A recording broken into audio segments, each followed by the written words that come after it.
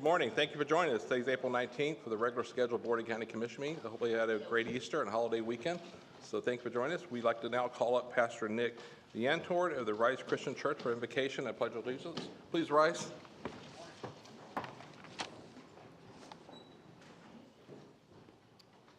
Would you please bow your heads with me? Father, thank you for the privilege of this gathering. Thank you for the men and women whom have gone before us with a vision of making this county and its respective communities a place so many are able to call home. Thank you for these men, Commissioners Ruane, Pendergrass, Sandelli, Hammond, Mann, and their teams that have willingly taken the mantle in serving to protect the history and splendor of our home while working to ensure a vibrant future for all of Lee County. We invite you into this room today to lead and guide, to impart wisdom to navigate the items at hand. Bring your spirit of unity to those issues that may bring tension and differing points of view. Help us all to be quick to listen and slow to speak, and when we do speak, may our words be rooted in truth, seasoned with grace, and offered with love. Open eyes to see the threats to the well-being of our people, and to act with resolve to meet the true needs of those that look at these officials to better our community. Grant a heart of wisdom in stewarding the resources given and established, the fiscal, the natural, and the human, and offer confidence in what is good and right, even if it's hard. May your will be done here in Lee County as it is in heaven. By the grace of God and through the mighty name of Jesus, I pray. Amen. Amen.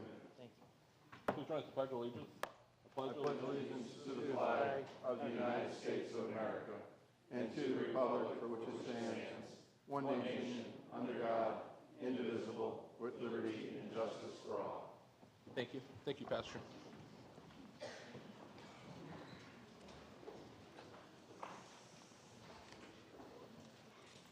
Well, good morning. We have a lot of celebrations this morning to celebrate. We have a lot of good things in Lee County. If I first call up the Priority Marketing's 30th anniversary team here. I know Terry and her team is here. Please come forward, Terry, and all your team members. If you could just, Terry, to stand at the podium here, we're going to recognize your business and everything you've done in the last 30 years here in Lee County. So thank you again. So the resolution reads, whereas Priority Marketing, an award-winning full-service marketing, advertising, public relations, website development, and digital advertising agency based in Fort Myers, is celebrating 30 years of service to Lee County businesses, not-for-profits, and government agencies. Whereas strategic marketing fuels business growth by increasing brand awareness, driving sales, developing loyal customers, and also helps nonprofits enhance their image, generate donations, and attract volunteers. And whereas Priority Marketing President, Senior Creative Director Terry Hansen, APR, a Lee County native, go Terry, founded the company in 1992 as a sole proprietorship, and now is the region's largest firm with 48 marketing professionals. Congratulations. Whose area of expertise includes public relations, graphic design, brand development, social media, email marketing, media planning, web solutions, event planning, video production, and digital advertising, and more. And whereas giving back to the community is a core value, Priority Marketing has provided more than $3.5 million in discounted pro bono services to local not-for-profits, in addition to employees regularly giving their time, resources to charity causes. Now therefore be resolved that the Board of County Commissioners of Lee County, Florida, does hereby congratulate Priority Marketing on its 30th anniversary and recognize the firm's achievements and Terry Hansen's outstanding contributions to the community. Duly executed this 19th day of April 2022, and I signed it myself. Thank you, Terry. Happy anniversary. Come up here. I know you got someone here taking pictures. Thank you.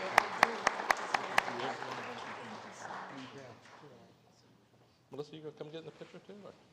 Congratulations. Come on over here. Squeeze in.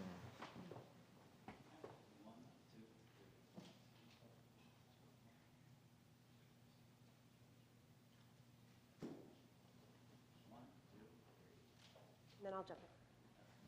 Yeah, you gotta get in. There you go.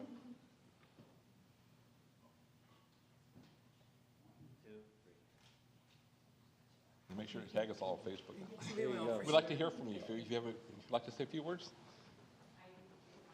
She didn't get a picture. Oh, you did? Okay, I'm sorry. One more time. I'm sorry. This is for the record.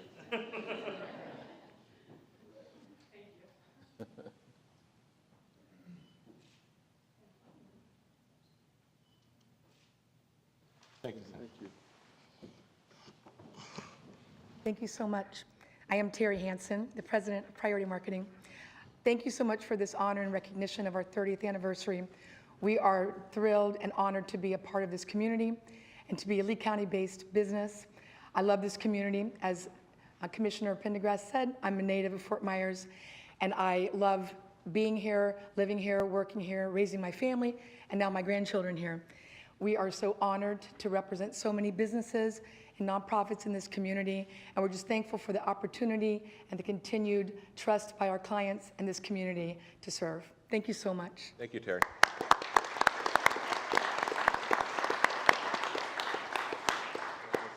It's a success of a small business in Lee County. It's just amazing what's happened. And next, we have another resolution by Commissioner Wing. Great. National Bike Month, David Wheaton, Eric Spivey, Damon Sheeler, Laura Louie, and Mick Brandon. Are they here? Anybody here? National Bike? Nobody. Yep, he's here. He's come forward. Come on up.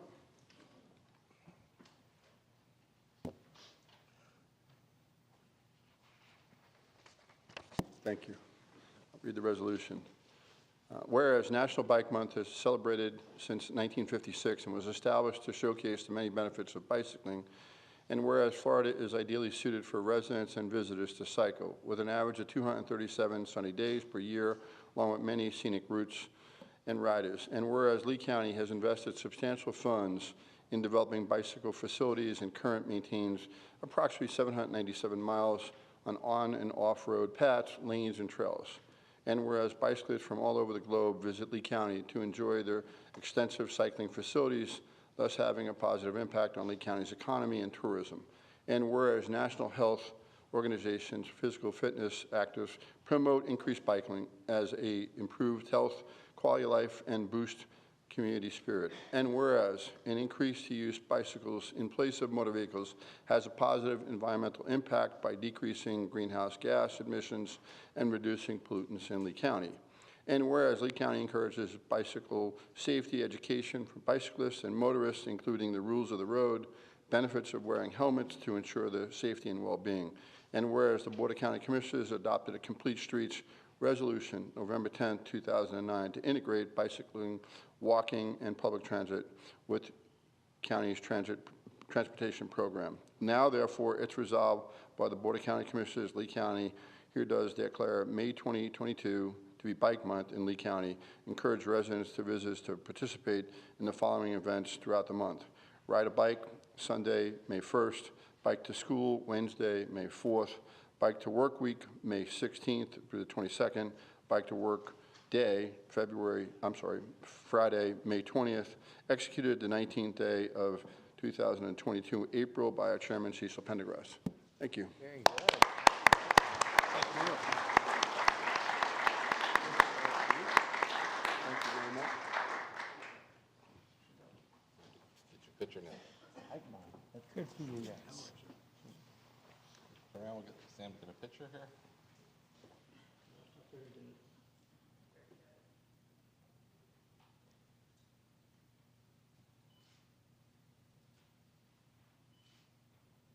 Thank you. Did I just say a few words? Well, it's been a while since I've had a chance to stand up and talk to folks since I left the county almost 8 years ago. Anyway, as a member of Bicycle Pedestrian Advisory Committee, the BPAC, actually Commissioner Pendergrass pointed me to that, more as a volunteer thing to try to help out and keep moving forward with what this resolution just advised. You read in the media, you see that we're the most dangerous place in the area, for bicycle and pedestrian fatalities and injuries. However, without a doubt, this board and previous boards have helped that greatly by putting funding towards bicycle paths, retrofitting of bicycle pedestrian type things. And I've been very fortunate. I'm also involved in a group that's retired, or not retired, but honoring paramedics and EMTs that suffered in the line of duty. And so I've had a chance to ride all over the country, all the way from California to the East Coast, and we have some of the finest facilities that I've been afforded to ride on. I didn't know that until going out there in 2013, but once I went out there and found out what was going on, it's like, wow, this is great.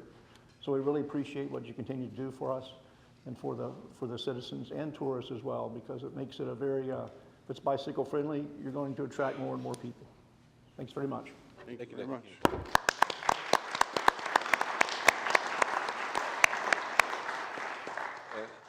Dave, thanks for retiring and volunteering for all your time after retiring for so many years of service to EMS, so thank you. We have another one, it'll be Commissioner Sendelli, Tri-Transit Day. Is Mr. Cody here? Robert? Part B of our transit system. You can take the mask off that too now. You can take the mask off now. That's right. Hey, get the whole team up here. That's a great group. The transit team. We had to get a bus to get everybody here. This is good. Well, good morning. Did you use a passport to come down here or what? That's right. Whereas the state of Florida is dedicated to improving air quality, reducing traffic congestion, promoting health and physical fitness, and reducing energy consumption, and whereas the Florida Department of Transportation, District 1, through its commuter services program, contributes to these state goals by reducing traffic congestion and lowering greenhouse gas emissions throughout the region by promoting the use of alternative commute modes, and whereas nearby Collier, Manatee, and Sarasota County transit systems will also recognize Tri-Transit Day in unison with Lee County on April 23rd. And whereas Lee County government and Lee County Transit, Lee-Tran, are promoting Tri-Transit Day on April 23rd to raise awareness of the many benefits of the public transit, including environmental, safety, and economic impacts, while promoting the accessibility to popular destinations in Lee County. Whereas Lee-Tran will offer free rides on Tri-Transit Day on April 23rd on all Lee-Tran fixed routes. Now, therefore, be it resolved that the Board of County Commissioners of Lee County, Florida proclaims April 23rd as Tri-Regional Transit Day in Lee County and encourage residents and visitors to give public transit a try. Duly executed this 19th day of April 2022 by our Commissioner Cecil Pendergrass. Congratulations. Thank you for all you do.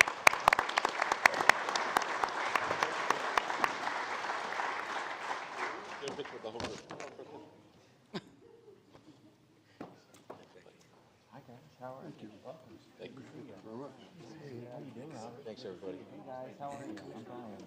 Thanks for what y'all do. Yeah, good to see you guys. Thank you guys. How you doing? I'm Brian. Hi. How you doing? Good to see you.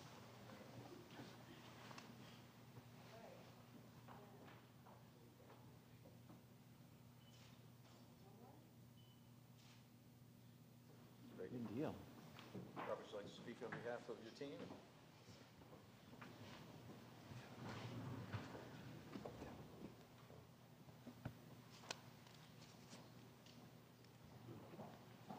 Board, on behalf of Lee County Transit, better known as Lee-Tran, we would like to send our sincerest thank you for supporting this day so that we can have an impact in our community for congestion mitigation, to reduce our roadway traffic, and to show people what transit is all about here in Lee County. We continue to grow and improve daily, and we just want to say thank you on behalf of my wonderful team, county administration. We appreciate all that you do, and most importantly, we appreciate your support. Thank you, Robert. Thank you, Robert.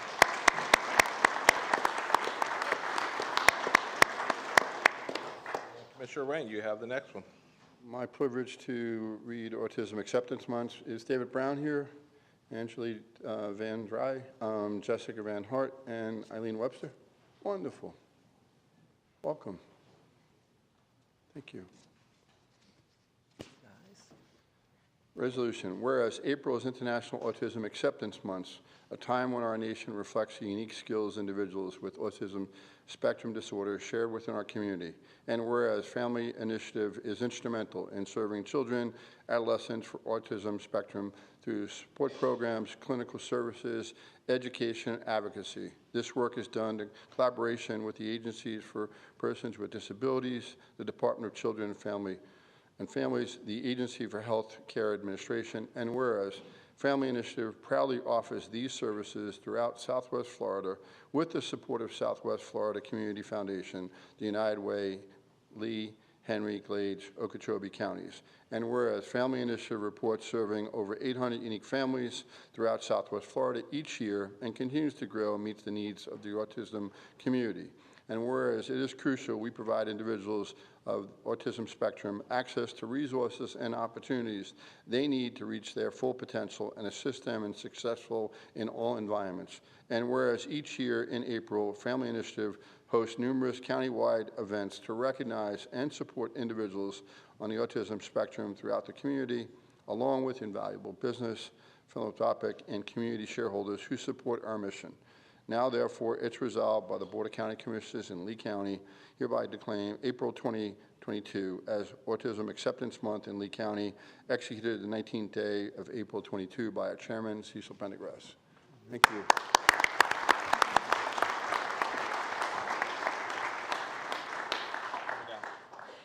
My pleasure. See you again. Thank you for all you're doing. Congratulations. Thank you for everything. Thank you for all you're doing. Yeah. Thank you. Yeah. I love your Easter.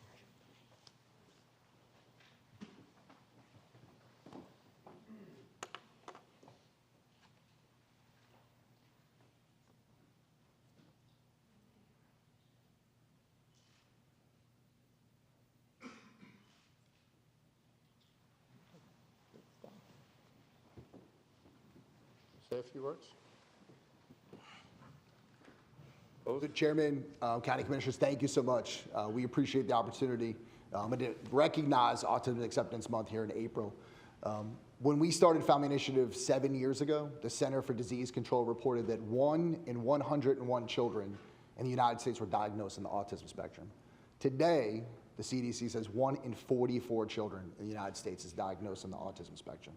So we've seen a significant increase, as you can imagine, over the last several years in the number of children we've served.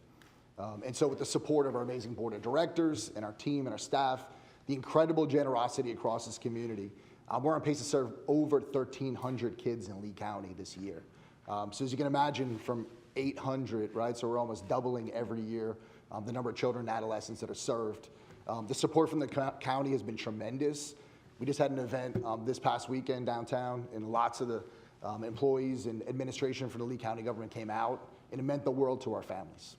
We can't thank you guys all enough for your support. It means the world to us. It means the world to a lot of families across our community. So thank you so much. Thank you. Thank you.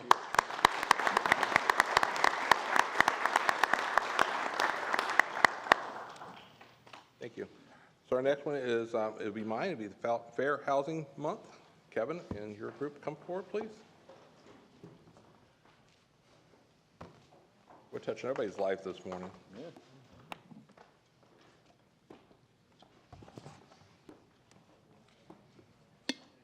Thank you for coming down, and thank you for everything you do as far as we've all been talking about housing in the last few years and how important it is. So it's really important what you do.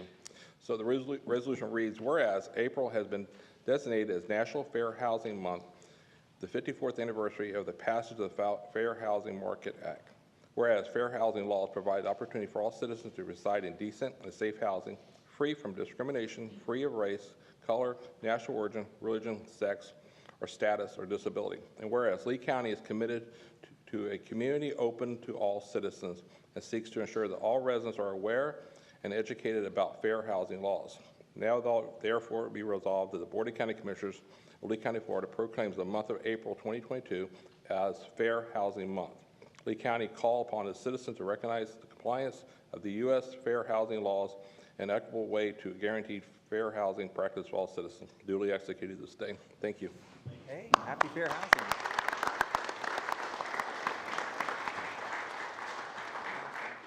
Thank you. Thanks for coming down. Thank you. Marcus? Right y'all here.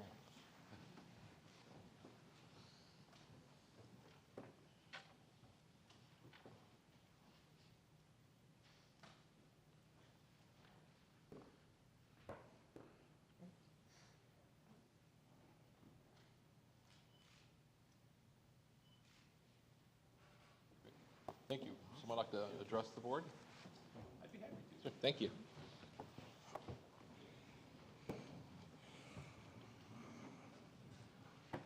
Well, on behalf of the Royal Palm Coast Realtor Association, my colleagues here today, Habitat for Humanity, and all those that are so concerned about our citizens in this area having the housing that they need, we all know that the pride of home ownership leads to nothing but good things. And so the recognition of this commission that the housing should be fair and that housing should be affordable is certainly contributory to that, and we thank you for the honor today. Thank you for everything you've done.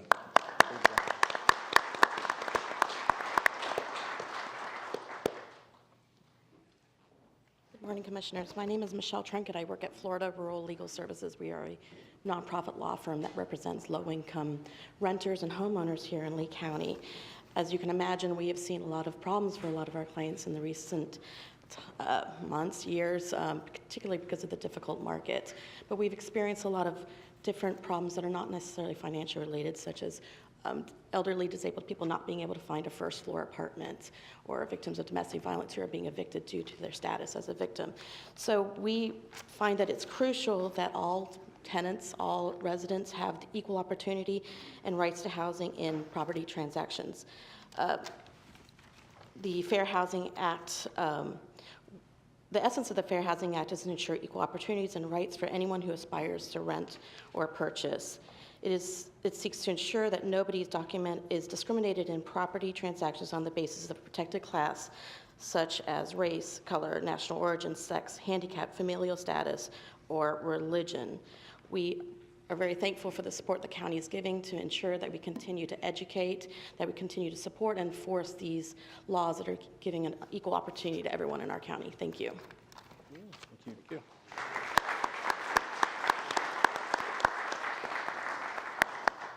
And we have the last one, Commissioner Hammond, Lee County, keep Lee County beautiful. Thank you, Mr. Chairman. Yeah, we have a big check presentation here. I'd like to call up Trish Fancher and the board from Keep Lee Beautiful to the podium. And this one's going to be a little bit different. They'd like to make a presentation to us, commissioners.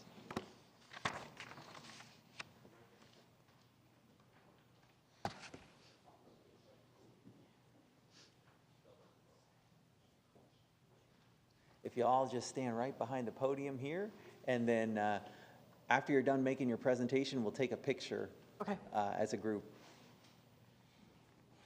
I really just wanted to come today and thank you, Chairman Pendergrass, and the entire commission for your support. Keep Lee County Beautiful was a pet project of the commission 32 years ago, and here we are still going strong. But it's National Volunteer Appreciation Month, and so what this check represents is the amount or the value that our volunteers gave back to Lee County in 2021 alone. Last year, even with our COVID conditions, our volunteers managed to do 409 community cleanups, plant 10,000 sea oats, and educate thousands of individuals on the importance of protecting our environment. And that value comes out to $307,030.52 that our volunteers have given back to our community. So I just wanted to thank you and our other partners like Solid Waste and all of our volunteer board members behind me here who are part of that process. Great. Thank you, Trish.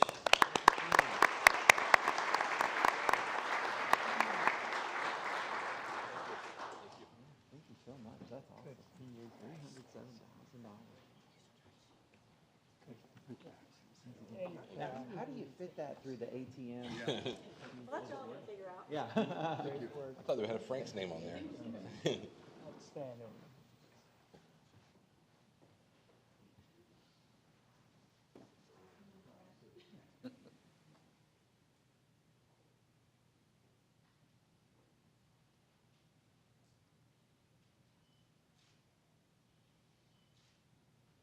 Thanks very much.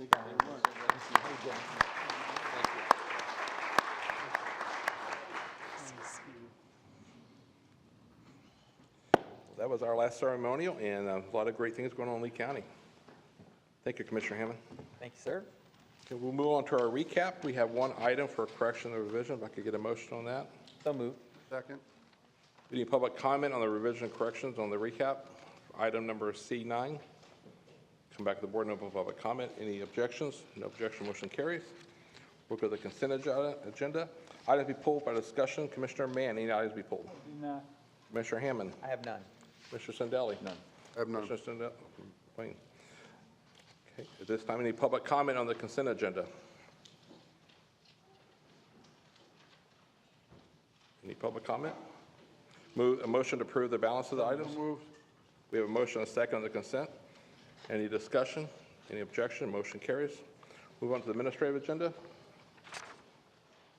Thank you, Mr. Chair. Administrative item number 1, we are asking for you to approve disaster assistance grant agreement to assist tornado-impacted residents. And we ask Mr. Loveland to present the item, please. Thank you.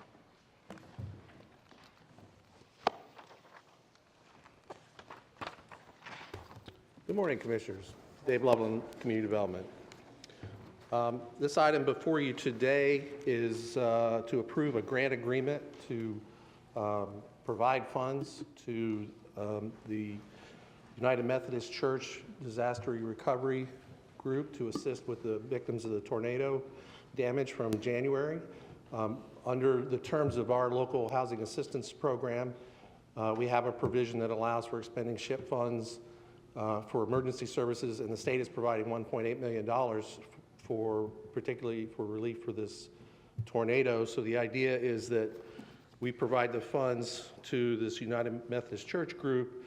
They make it available to initially replace housing that needs to be completely replaced in terms of the damaged units. And then if there's funds left over after that, they can then utilize it to repair. All of the recipients would have to meet the income requirements to be eligible for the SHIP funds. So there'll be some income verification, the early estimate based on the information that was provided when Human Services had done the outreach right after the event happened, was that there may be as many as 32 households that would fall within the categories that would allow for use of SHIP funds. So that's the initial estimate, but again, everything will have to be verified. I did want to take a moment to thank Angela Dietrich and Mickey Rosdowski of our planning staff for all their hard work in identifying this source of funds and doing everything we could to get the funds here. Thank you. Any questions for staff at this time? Any public comment on item 1? Being none, we'll come back to the board for a motion. Move the item. Second? We have a motion and a second. Any other discussion? Any objection? Motion passes. Thank you. Item number 2. Thank you, Mr. Chair. Administrative item number 2, we are asking you to consider acquisition and rejection of various Conservation 2020 nominated properties. Would ask Mr. Clemens to present the item. Good morning, Commissioners. Robert Clemens, County Lands.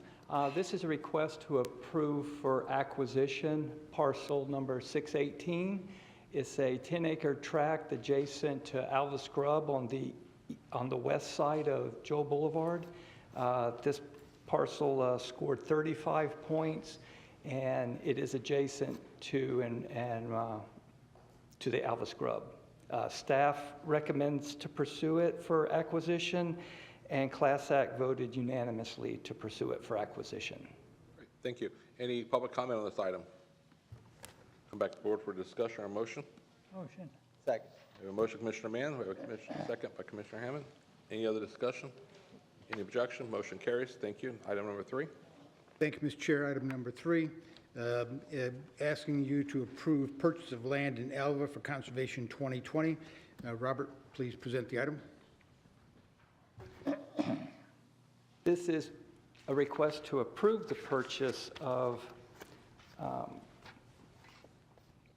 a parcel that is adjacent to Alva Scrub. This one is actually on the east side of Joel Boulevard. The appraised value, or the purchase price, is at the appraised value. Staff and Class Act vote are recommended to purchase this by unanimous vote as well. Thank you. Any public comment on item number 3? Back to the board. We have a motion, Commissioner Mann. We have a second by Commissioner Wang. Any other discussion? Robert, I just want to thank your staff for all this. This is a lot of good work, and more acquisitions for 2020 is a good thing in Lee County, so thank you for that. Thank you. Okay. Any objections? No objection. Motion carries. Number 4. Thank you, Mr. Chair. Administrative item number 4, we are asking you to approve the sale of Greater Pineal and Transferable Development Units. Mr. Clemens, please present the item. This is a request to approve an agreement to sell 41 transferable units. These units were created by a settlement in 2015 for properties that were on Pine Island. Those units, or those properties became ascending unit, and we created 162 units. So those units are being sold, and we would recapture part of our expense for that court settlement in this transaction, and the funds would go back into the 2020 fund. Any questions? Any questions for staff? Any public comment on this item? Move the item. Second? We have a motion, we have a second. Any discussion? Any objection? No objection, motion carries. Thank you. And Mr. Chairman, if I may, before Robert sits down, can we just go back to item number 2 real quick to make sure that we clearly introduce that item? I know we covered the scrub jay, Alva scrub jay purchase, but did we talk about the rest of that item?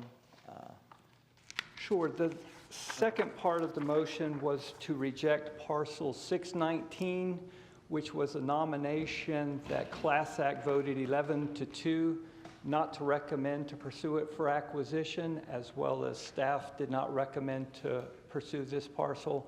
It was a former golf course property that is bifurcated by a road, so it really creates two 50-acre tracts that have an odd configuration and would be difficult to manage from a conservation standpoint, and really isn't conducive for conservation purposes. Thank you. And just for clarification, so the county attorney, this item was introduced as one item. It was a motion, it was advertised, it was publicly announced. So is that good? Did we need a second motion, or was the motion that we already voted on sufficient? The motion as stated is legally sufficient, Mr. Chairman. Okay. Thank you. Thank you, Robert. Thank you. Item number 5. Thank you, Mr. Chair. Administrative item number 5, asking you to accept the continuum of care grant funds from HUD. And Mr. Mercado, please make the presentation. Good morning, Roger Mercado with the Department of Human and Veteran Services. As the co-lead of the Homeless Continuum of Care in partnership with the Lee County Homeless Coalition, our department and the COC has the ability to accept funds from HUD on an annual basis. And so this particular item allows us to provide a little over $2 million to 10 different projects across the continuum of care of nonprofit and county homeless service programs. The impact is a little under 3,000 individuals and households will be provided assistance as a result of this particular agenda item. Be more than happy to entertain any questions you may have. Any questions for staff at this time? No? Any public comment on item number 5? Come back to the board for a motion. Move the item. Second? We have a motion by Commissioner Wayne, Commissioner Hammond, second. Any other discussion? Any objections? No objection, motion carries. Thank you. Item number 6. Thank you, Mr. Chair. Item number 6, asking you to award contract for water quality improvements to the Powell Creek Bypass Canal. Mr. Ottolini, please present the item. Good morning, Commissioners. Roland Ottolini, Natural Resources. This is to award a contract to Thomas Marine for a little over $990,000, or approximately $990,000 to construct a filter marsh along the Powell Creek bypass. Powell Creek is impaired for nutrients, also is a Caloosahatchee as well. The idea here is we take water out of the bypass canal, bring it into a former spoil site that FDOT used years ago, and rehabbing this into a filter marsh, and then once clean, it gets re-discharged back into the Caloosahatchee River. Great. Any questions for staff at this time? Just one thing I wanted to highlight, Mr. Chairman. It looks like there will also be opportunities for public access and public education and things like that. Could you describe a little bit of that? We hope so. There's access along the road to the west as well as to the right that we're going to improve Old Bridge road off Old Bridge Road to the site. So I imagine we would also have some kind of informational for the public to see. I also need to remind you that we also received $774,000 from FDEP for this project. Very good. I'll move approval, Mr. Chair. Second. We have a motion, we have a second. Any other discussion? Any public comment? No public comment. Come back to the board for a motion. We have a motion. Any objection? No objection, motion carries. Thank you. Item number 7. Thank you, Mr. Chair. Item number 7, asking you to award construction contract for the corkscrew production well panel replacement. Ms. Keys, please present the item. Thank you. Good morning, Commissioner. Pam Keys with Lee County Utility. This is a construction contract for the replacement of equipment on 46 of our source wells, which supports our corkscrew water treatment plant. With the replacement of this equipment, we'll meet current standards and also improve reliability and control of the wells. Construction is anticipated to begin in August 2022. Any questions for staff? Any public comment on this item? Back to the board for a motion. Second. We have a motion and a second. Any other discussion? Any objection? Motion carries. Thank you.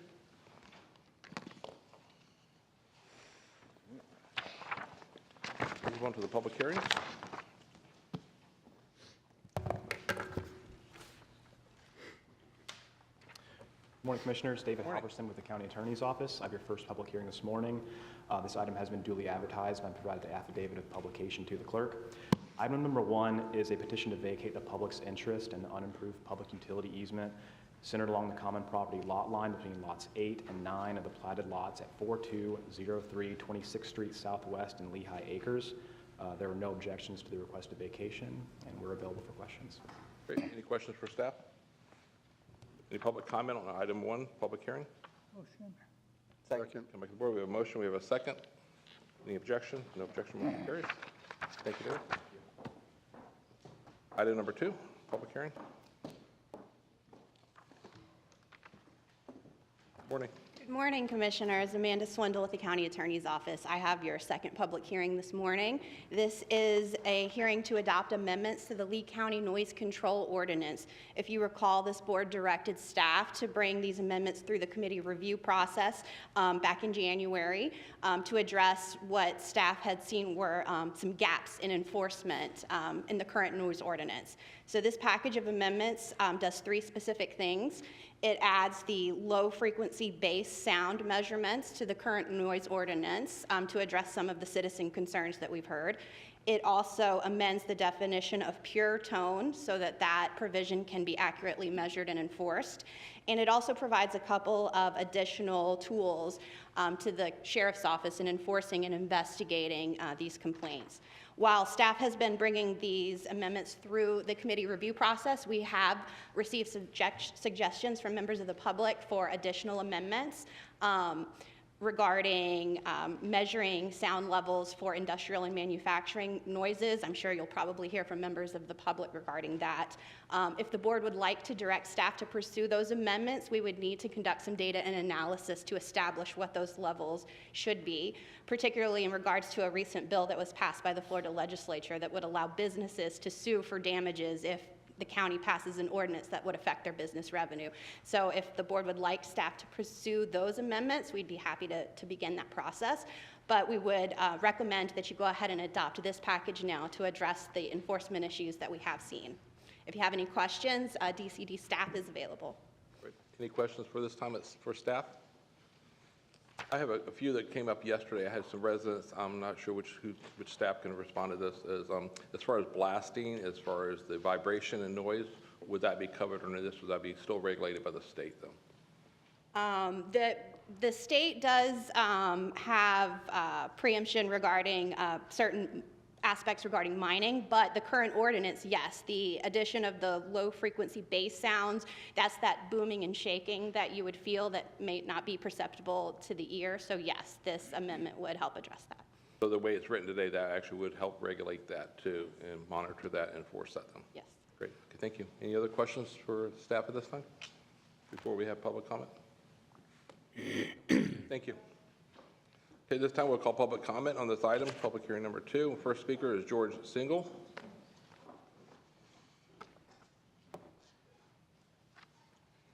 And I provided the board members your handout, and we'll give a copy to the clerk too. Great, thank you. Good morning. I am here to recommend that the noise ordinance amendment as proposed by staff be remanded back to committee since it contains a critical flaw: the exemption of manufacturing or industrial land uses from Table 2. The reasons are: 1, The intent of the amendment was to provide an outcome of regulatory consistency between neighboring jurisdictions enforced by the same entity. However, no other local jurisdiction, including Fort Myers Beach, Cape Coral, Fort Myers City, or Collier County, have special exemptions for manufacturing or industrial land uses, which is inconsistent. 2, in my opinion, the implementation methodology for Table 2 is superior to Table 1 and should become the standard for noise ordinance enforcement. However, the manufacturing or industrial exemption in Table 2 as proposed by staff may be confusing to law enforcement and cause duplicative enforcement efforts and violations not being identified. And 3, after several discussions with Lee County staff, there is some agreement that including manufacturing or industrial land uses in Table 2 has merit. However, a major reason that the inclusion is being rejected is that there was insufficient time before the public hearing to properly process the revised amendment through committee. Remanding the amendment back to committee solves this major problem. The reasoning for including manufacturing or industrial land uses is, 1, there is no logical reason to exclude manufacturing or industrial land uses. Noise limits for manufacturing or industrial company employees are regulated by OSHA and NIOSH. These noise limits are enforced at all points within a plant, including at the plant property lines. The noise limit for manufacturing or industrial land uses can be based on the OSHA action level of 85 dBA for 8 hours and the associated NIOSH recommended exposure level of 85 dBA for 8 hours. 2, including manufacturing or industrial land use noise limits will protect walk-up customers from excessive noise levels at manufacturers that are open to the public. And 3, testing at the source property line is the most efficient and accurate method for determining noise violations. Law enforcement can simply verify the noise complaint at the complainant's location and then measure the noise level in real time at the noise source. In conclusion, we have to get this amendment right, with no errors or illogical exclusions. The exponential residential growth unleashed by the Board of County Commissioners in 2014 now demands it. As more communities are built, the distance between neighbors will decrease, and it is a foregone conclusion that there will be more noise complaints. Lee County must have a comprehensive and robust noise ordinance for the sheriff to successfully control the problem. Thank you. George, please. Your 3 minutes. I'm sorry. I've got to be consistent with all the speakers. Thank you, though. And next would be your wife, Tricia Single. Would you like to speak?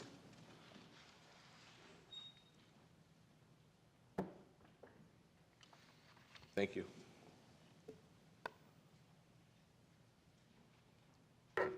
Good morning. I am here to echo George Single's comments about why this noise ordinance should be remanded back to committee for further review, specifically of Table 2. I'm also here to comment briefly about pure tone. Pure tones can have a very negative impact on a person's well-being. It is highly doubtful that pure tone noises will be investigated. The Lee County Sheriff does not have the equipment or training to enforce pure tones, nor the budget to purchase the required equipment and training for pure tone investigation and enforcement. Again, we ask that you please remand the amendment back to committee for further review. Great, thank you. Thank you. I have a card. It doesn't specify which item, but it's Dr. Diane Fandel. Are you here for this item? After Diane, I have John Buchholz. I am Dr. Diana Fandel. Thank you for hearing from me. Commissioners, I'm asking you to please remand the ordinance amendment back to committee. Do not pass the amendment with a manufacturing and industrial noise source inclusion. You might be surprised to hear me say that. I have a Harvard MBA. My doctorate is in business from a well-known school in England. And I have taught at Lutgard College in the business school at FGCU for almost 10 years. So 26 years in industry, business school, and I'm very pro-business, very pro-business. And I believe in business, but I believe win-lose propositions are not good for business ultimately. And I think that, when I was for profit, I always looked through every decision through the prism of increasing shareholder wealth. That was my primary goal, increase shareholder wealth. And I always made decisions first and foremost on that. And it was the law that required me to step back and think about all shareholders. And I'm asking you guys who own the law here for us to think about all shareholders. This is bad. It's going to drive people out of our county. It will reduce our tax basis. I just think this is a bad business decision for Lee County. So I'm asking you to just not allow this exclusion, send it back to committee. They need to come up with a win-win strategy, not a win-lose. It's total win for business, total lose for us as residents, and that's what I have to say. Thank you for your consideration. Great, thank you. John Buchholz.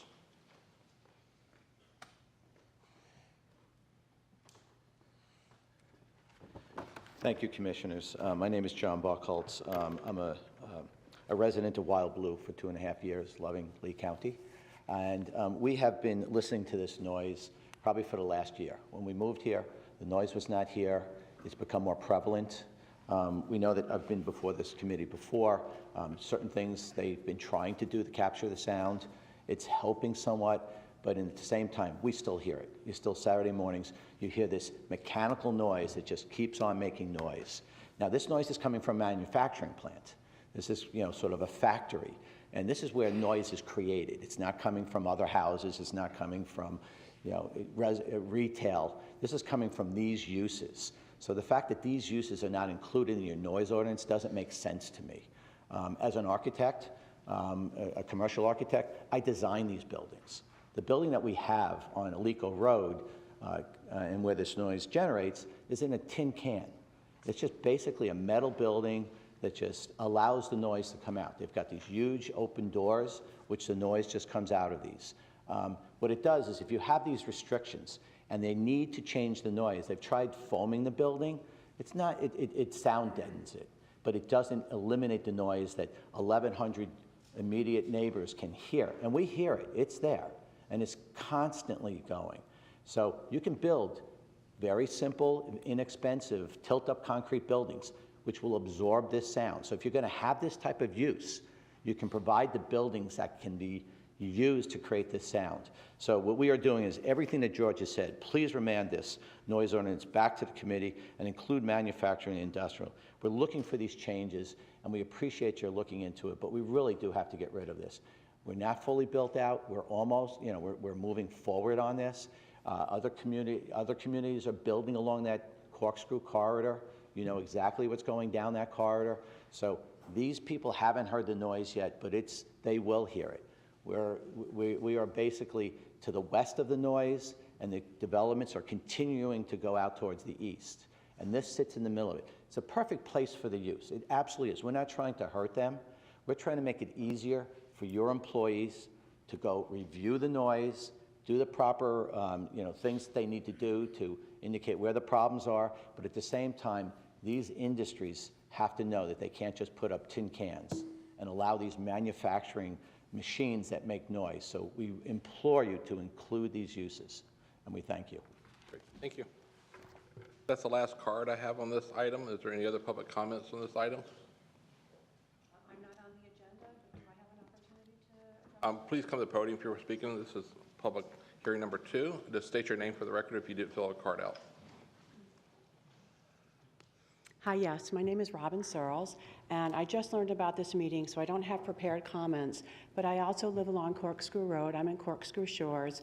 We're right across from Wild Blue, and not only is there regular noise that you hear on a regular basis, but there is blasting, and the blasting is frequent, and it's massive, and it's shaking the foundations of our homes. The water in the pool is moving. It's scaring my dog. I had company last week. There was a humongous blast. My company all came running out into the kitchen where I was, and they thought a bomb had gone off. It's that loud. Stuff is shaking on the walls. There was one a few days ago that in my pantry, items were shaking in my pantry. So it's not just the regular noise that's being generated from the machinery. The noise from the blasting is unbelievable. It's very, very loud. It would definitely be violating any noise ordinance. And I'm concerned about potential foundational damage or structural damage to these thousands upon thousands of homes that are going up along Corkscrew Road. I personally have been here for 3 years, and it's gotten much worse in this last year. It wasn't as bad the first year. The blasts were there, but they weren't quite as loud. They've increased both in the vibration, the sound, and in frequency this season. So I'm speaking hopefully for many, many people, but it's really, really an issue. It's impacting quality of life, but more importantly, I'm concerned about structural damage to thousands upon thousands of homes. So thank you for hearing me. Great, thank you. Any other public comment on this item? Okay, we'll close public comment, come back to the board and staff. We have any discussions or any questions for staff? County Attorney? Mr. Chairman and board members, if I could seek your indulgence to clarify a couple of matters. Initially, the commercial and industrial uses are not the subject of an exemption in the current proposed ordinance. Rather, as we have discussed earlier this morning, we have not performed the data and analysis to establish a legally defensible decibel level for those type of uses. We have established a legally defensible decibel level for the remaining uses that are contained within the ordinance. So it's not an exemption for commercial and industrial. We had just not have proposed a regulation at this time because we have not done the data and analysis to give you a legally defensible decibel level. That's not to say that we could not do that in the future, but I want to make clear there's not an exemption in the ordinance for commercial and industrial. Additionally, the current noise regulations decibel levels are not going away by virtue of the adoption of the proposed ordinance. They remain in effect. They remain applicable to commercial and industrial land use classifications. Those measurements are currently taken at the property line. Those rules, regulations, and requirements of county ordinance are not going away by virtue of this proposed ordinance amendment. This proposed ordinance amendment, in effect, creates a separate and distinct and additional manner to measure noise. It's an addition to the current regulations. We are not requesting repeal of the current regulations. Thank you, sir. Mr. Chairman, if I may, real quick. Thank you, and if I may, I'd like to ask our county attorney. So I definitely hear what you're saying on this is our current regulations will stay in place, and this is really today what we're voting on, layering an extra added layer of strength on top of what's currently available. My question for you is in regard to the first part of your statement. So you said it's not an exemption or exclusion, but we haven't performed the analysis yet to come up with a legally defensible level for measuring that sound for manufacturing and industrial. What's your timeline to do that? What's your plan to do that? If directed by the board, we would certainly have to confer with other staff, but I would presume that would be 3 to 4 months for data and analysis to get through the committees and then get back to the Board of County Commissioners. So if I may follow up on that too, then, so your recommendation today would be to put in the new layer of strength, not repealing anything, put in the new layer of what you've proposed today, and then if you're directed by us, you can go ahead and do the work on the other 2 categories that we're concerned about? Yes, sir. We are absolutely recommending going forward with the proposed ordinance today. I have a question. So regarding to the public's comment about remanding it, going back to the committee, going back to a committee, or we're looking at the based upon the regulatory towards the industrial, could we ever create an ordinance would basically take a current existing business and place them out of business that they were out of compliance? Would we be allowed to do that? So nothing would be able to change there, correct, with the existing businesses? We would apply to existing businesses. However, you're absolutely correct. What you're talking about is a regulatory taking, perhaps, under both the federal and state constitution, for which just compensation would have to be paid.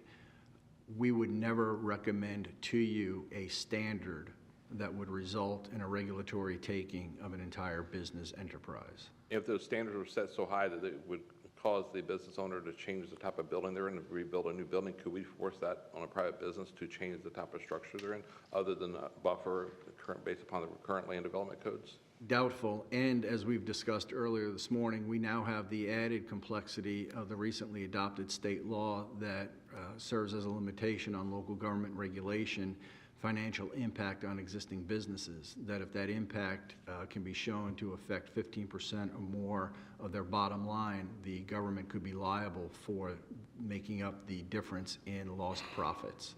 So that would be part of our analysis as well, is the impact of that new state law on this proposed regulation.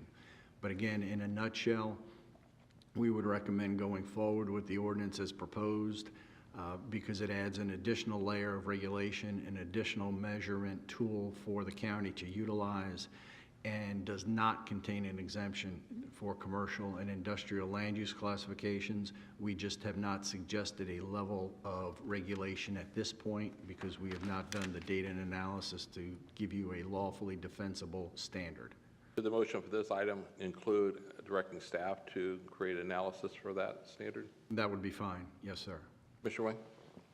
Just to follow up on your comments, County Attorney, then in the alternative, if we remanded this, we wouldn't add that additional layer of protection. We'd actually be back at square one. Yes, sir. Thank you. Mr. Sindelli, did you have anything?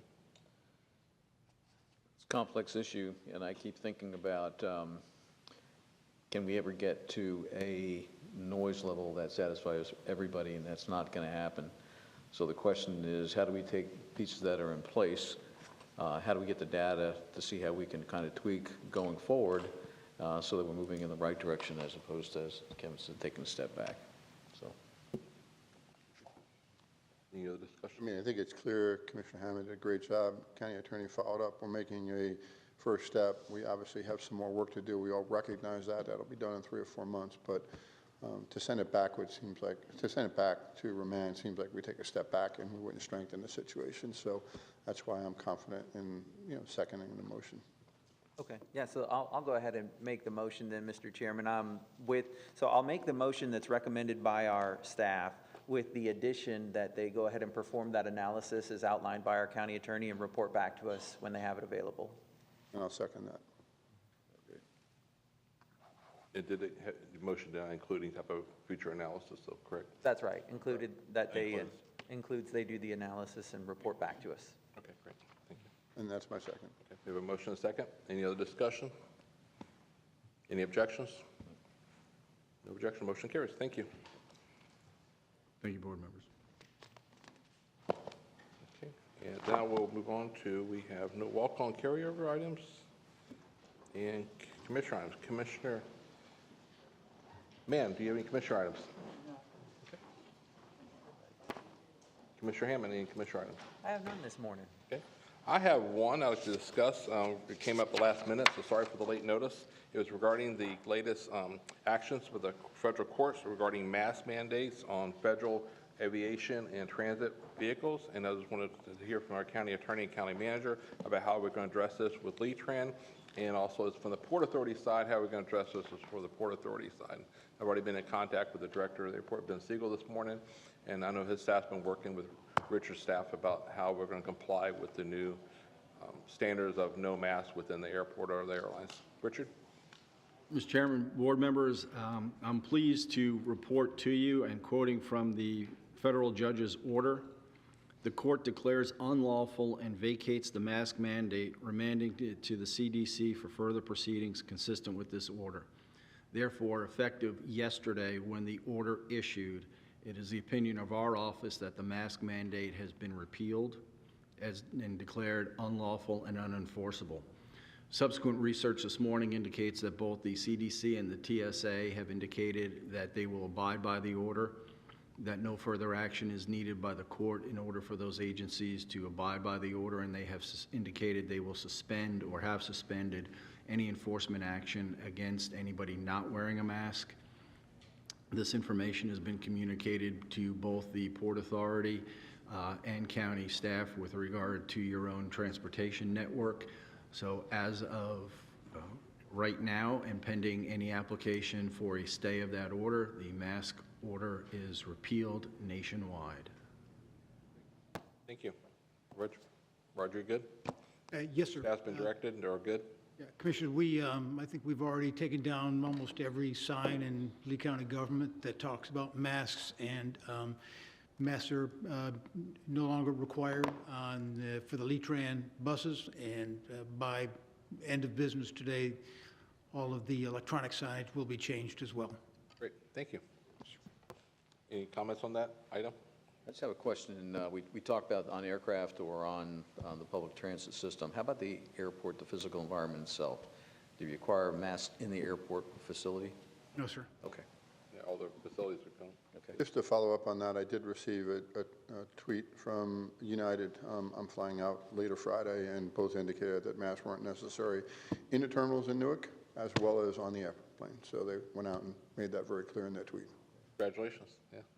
Make it a little bit easier to fly. Thank you. Commissioner Sandelli, you have any items? No. Commissioner Ryan, you have one? I do. I have one minor thing that I just want to bring to your attention. There seems to be some inconsistencies in farm market ordinances. Some are in the county and some are in the cities. Some of the cities seem to go longer to May, where we go to April. It's going to require a land development code. I did talk to the county attorney, but I'd like to certainly move forward to expand it to May so it's consistent throughout not only cities but as well as the county.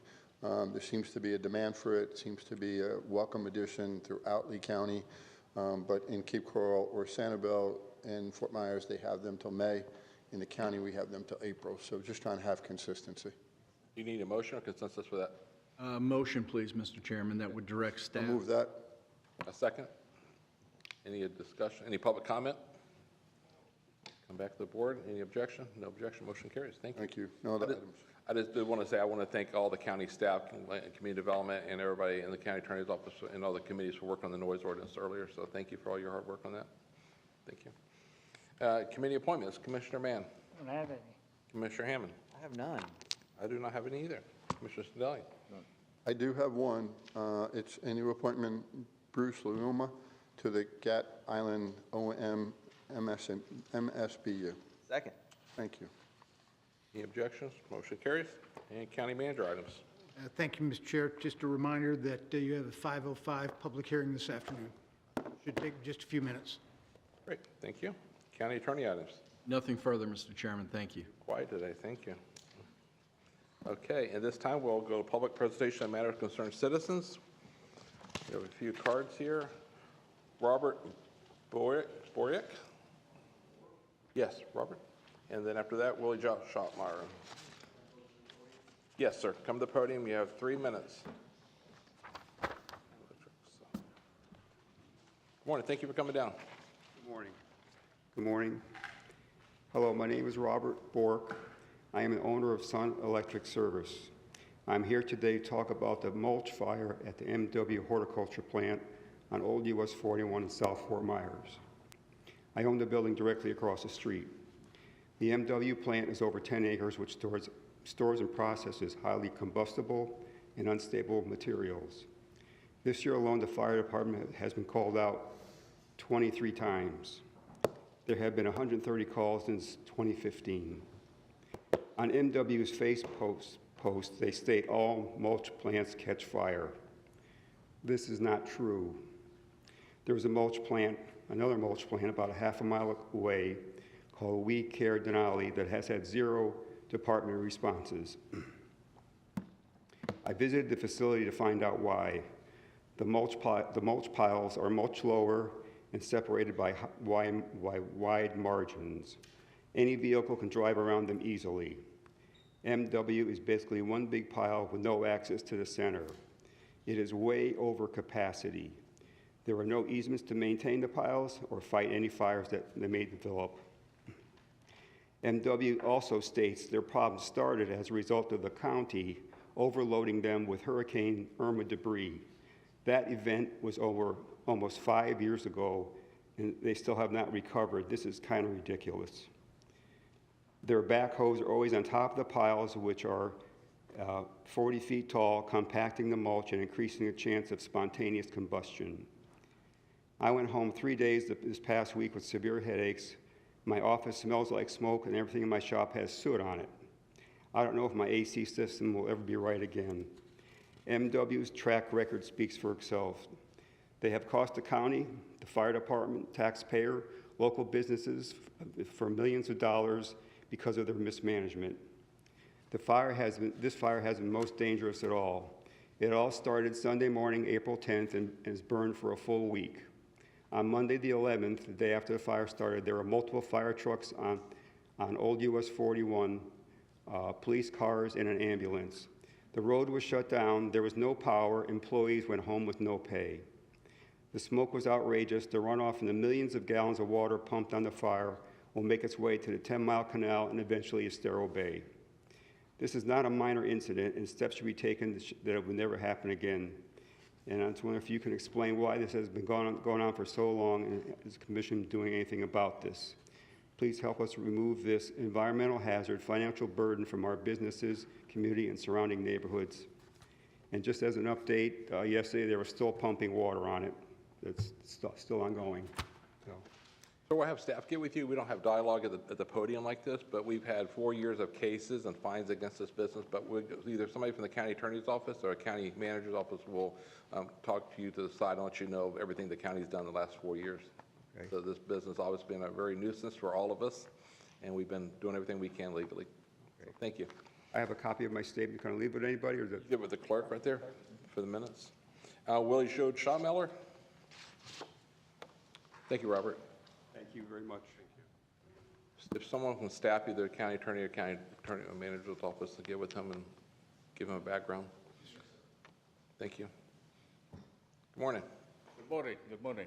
As always, you know, my advocacy is for getting people off the street and then to emergency housing and that. So I'm hoping, I just got Roger's card. I talked to our county manager, met with the city manager, and he advised us to meet with the county manager, another advocate, not Jasmine, but another advocate, a professional person that wants to see the needs of the people, as the prayer was today. Let's work together and serve God and each other. So I'm hoping that soon that there'll be some solutions. I mean, it's going to take time, but at least a few places where people are not sleeping on the street until the affordable housing is built. I've got Lois's card with the affordable housing, and together, networking and working together, we can do something.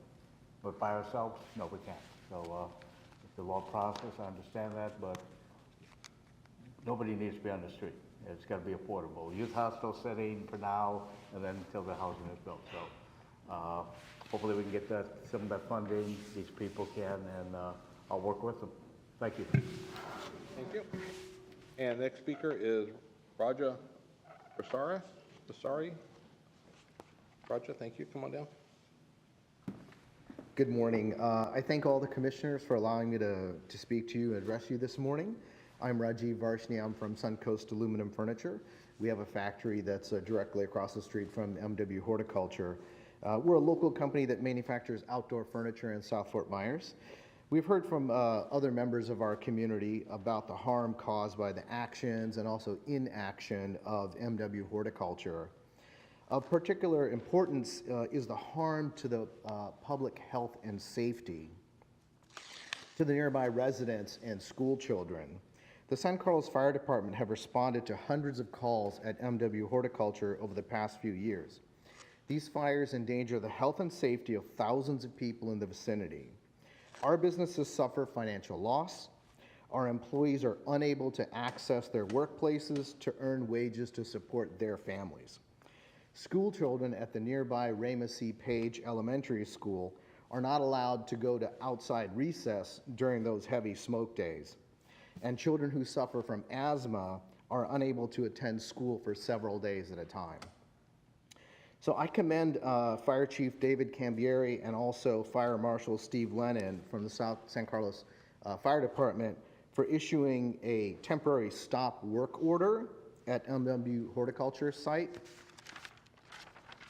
However, the only permanent solution is to prevent incoming yard waste from entering the site until the thousands of tons of combustible material on that site are safely processed and removed. Allowing any yard waste to enter the site is literally adding fuel to the fire. I respectfully ask the board to do whatever it can to make the stop work order more durable so that it can survive until the site has been brought to a permanently safe condition.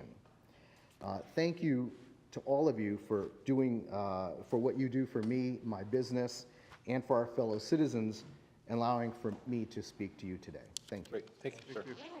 Any other public comment at this time? Yes, sir. We actually got a chief in the house, so we'll hear directly from the chief. Good morning, Commissioners. Chief Cambray, St. Carlos Fire. Thank you for allowing me to speak. I just wanted to provide you a little bit of update on what's going on. As you've heard from the concerned people from around the MW site, as you know, on April 10th, the fire did start on that lot. It's 14 acres. About 90% of that was on fire for the first 2 days. There was some limited access. I'm happy to report we're down to about 3.5 acres. Most of it is smoldering at this time, and are doing our due diligence to have a demobilization plan and get it under control. With that, I also wanted to add that many thanks to Lee County's wonderful departments. The Department of Transportation, Lee County Utilities, and many others have been right there by our side helping us mitigate this hazard. So I just wanted to say thank you and to let you know that we are in making sure that as we release this back to the owners, that our stop work order for new product coming into the facility will be on hold until they can get the site into the code compliances that NFPA 1, Chapter 31 allows us to enforce. So any questions, I'd be happy to answer for you. Any questions for the chief or anything? May I, Mr. Chairman? Yeah, so your stop work order, does that prevent them from taking new material onto the site? That is correct, sir. Our stop work order that was issued on April 6th stops any new material from coming on site. What it does allow them to do is to continue to process the material, continue to assist us in moving the piles and opening those hot spots up to allow us to extinguish those areas. So there is no new product allowed on the site until we allow them to, which requires them to come in compliance with NFPA 1. How long can you keep that in effect for? We currently, the initial order was for 2 weeks, revisiting them every 2 weeks until we believe the system and the site is in compliance. So we can continue to renew it, and we're working with that. And also to keep you abreast, the Department of Environmental Protection Agency is also working current litigation with the current property owner. Excellent. Chief, you have my full support on that stop work order. All right. Chief, how are you actually monitoring? Is there someone at the gate watching? Because we've had these run-ins with this company for 4 years now between the No Former site and the South site. They will do whatever they can to make a dollar, and at the expense of the residents around them. So is there somebody monitoring that 24 hours a day? Because they'll still be out there on social media advertising people to bring stuff in for them. So since our being on site April 10th, we have had firefighters on scene 24 hours a day. When we release that back after we're done with our firefighting, we don't specifically have a person that can sit there every day, so we rely on the other business owners that are in the area, have great contact with us. They're there during the day. We try and do routine drive-bys, so that's how we're handling it right now. We've also asked sometimes for the sheriff to do a drive-by every now and then to ensure that we have that. We've worked with Lee County Signs, and they've put up code enforcement signs that say, no illegal dumping, in hopes to help keep that under control. Any other questions for the fire chief? No? Okay, thank you. Thank you very much for your time. Richard, would you like to give us, since there's no other public comment before we adjourn, any other comments about these two cases we had? We had the No Former case that we're prosecuting for, and then you have the south location where DEP was shutting them down there, and along with the fire department. You want to give us any updates or anything? Certainly. Commissioners, as you'll recall, in order to not duplicate work efforts and step on one another's toes, the county agreed with the Department of Environmental Protection that the county would handle enforcement actions with regard to the northern site. DEP would handle enforcement actions with regard to the southern. It's our understanding that DEP is in the process of filing a petition for an emergency injunction to address the activities on the southern site. We have attempted the same remedy in the circuit court for the northern site. Regrettably, the court found against the county in our efforts to have the activities permanently or temporarily enjoined until they came into compliance. Our office currently has that denial on appeal to the 2nd District Court of Appeals, and we have a trial set, regrettably, not until next January, pursuant to the court's order. but we are moving forward with enforcement actions. We have just not been as successful in the court system as we had hoped to be. Thank you. Well, hopefully the residents see that we're trying. It's unfortunate we're having to wait for the circuit court and all the other victims around them. Get in line, because it's decades of history of judgments against this group of people, and we're going to be right there in line with you as far as trying to get paid back from everything from water and everything else. So, any other commissioner comments? Real quick, if I may, Mr. Chairman, yeah. So what other options do we have for, obviously the chief has a stop work order in effect, and that can remain in effect. What other options could we pursue? I found the testimony today presented to us by the other business owners who are neighbors to be very persuasive. Is there an opportunity for us to get them in front of a judge who then might make a decision to place an injunction against this business from taking in more material? Mr. Chairman? In our previous attempts before the court, we introduced eyewitness testimony from surrounding residents. Regrettably, once again, the court did not find that persuasive and denied our actions. We have explored, as recently as yesterday, other legal parameters, other areas to pursue, which I'd be happy to discuss with you in private. I would prefer not to outline our litigation strategy in the public setting, but we are pursuing an additional avenue for relief to get this matter back before the court.